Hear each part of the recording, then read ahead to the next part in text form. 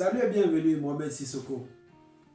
La dernière fois, nous avons parlé de l'indépendance financière. Aujourd'hui, je voulais te parler d'un véhicule qui est nécessaire à mettre en place dans ta stratégie de vouloir ou d'aspirer à être indépendant financièrement.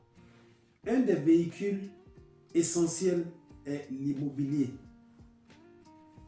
Il est important pour toi de comprendre que l'immobilier est quelque chose d'incontournable dans la consolidation de tes richesses. Et dans l'immobilier, aujourd'hui, on va parler peut-être des terrains. Quels sont les avantages d'investir dans la terre? Je vais te donner plusieurs avantages. La terre, l'investissement dans la terre n'est pas affecté par des problèmes politiques, c'est pas affecté par des grèves, c'est-à-dire des gens peuvent se mettre à gréver, mais ton terrain que tu as là, lui va prendre de la valeur, quel que soit où il est situé. Avec le temps, si tu as bien fait tes recherches avant de l'acquérir, avec le temps, il va prendre de la valeur. Le terrain, comme on le dit, il ne mange pas, il ne boit pas de l'eau. Tant qu'il est sécurisé, il va prendre de la valeur. Le terrain, même s'il y a une maison qui est construite là-dessus et que quelque chose arrive à cette maison, le feu, destruction, le terrain, il est encore là. Donc, investir sur le terrain, sur la terre, est quelque chose de façon stratégique, important, incontournable dans ta volonté de développer ta richesse pour te garantir des lendemains meilleurs. Quelle que soit la portion de terre que tu as, quelle que soit la taille, arrange-toi de pouvoir acquérir des terrains. Comment est-ce que parfois tu peux acquérir des bons terrains? Quelles sont quelques petites stratégies que tu peux avoir qui peuvent te permettre de faire de bons choix dans l'acquisition de tes terrains? Il y a ce qu'on appelle d'abord le land banking. Les Anglais appellent ça le land banking, c'est-à-dire c'est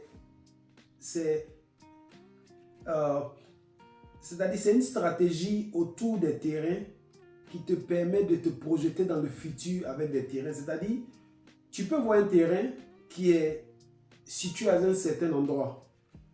Mais tu sais par exemple qu'avec le temps, cet endroit ne va pas rester comme il est, va être peut-être habitable. Par exemple, tu veux comprendre que la ville d'aujourd'hui était un village hier et le village d'aujourd'hui sera une ville demain. Donc lorsque tu es en train d'acheter des terrains dans certains endroits, tu dois garder cette notion-là dans ton esprit et commencer à repérer des terrains qui peuvent avoir de la valeur. Mais une technique que certains experts font pour acquérir des terrains, c'est par exemple de prendre un endroit qui existe déjà, un endroit qui est en train de se développer déjà, ou une ville, mais un endroit qui est en train de se développer. Et dans toutes les directions, nord, sud, est, ouest, 1 heure de route. 1 heure de route à partir du centre de cette ville sont des endroits où dans les 10 ans qui vont suivre, sont susceptibles de prendre de la valeur. Donc, tu prends un espace, comme par exemple, tu peux prendre quelque part comme Bonoa, ou Bassam, ou Yopougon. Des endroits qui sont déjà en développement, tu te mets au centre et tu essaies de voir 1 heure de route dans toutes les directions.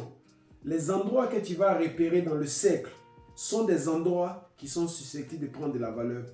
Et lorsque tu identifies un endroit, voici certains critères qu'il te faut prendre en compte pour pouvoir avoir la chance de tomber sur des bons terrains.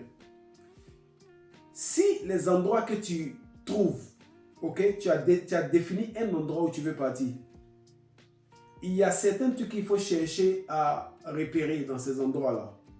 Des postes de police, de gendarmerie, camps militaires, écoles, marchés, routes. C'est-à-dire, ces 5 trucs que je t'ai donnés là, tu veux te mettre à une distance d'au moins 30 à 40 minutes de ces points-là.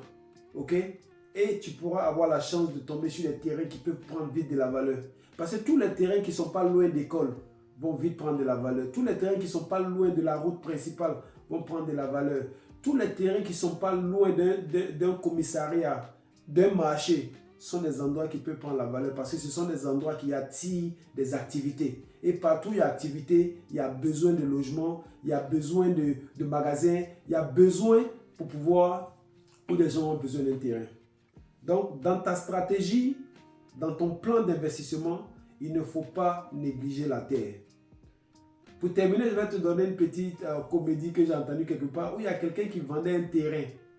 Mais le terrain était petit, ça faisait à peine 150 mètres carrés. Mais le gars vendait ça un peu très cher parce que le terrain était situé dans un endroit qui était vraiment en vogue. Et celui qui a voulu acheter le terrain dit, mais comment tu veux me vendre un petit terrain de moins de 200 mètres carrés à tel montant? Le gars lui a dit, écoute, il ne faut pas regarder le terrain qui était au sol. Mais le terrain, là, tu vois l'espace au sol, ça commence au sol jusqu'au ciel.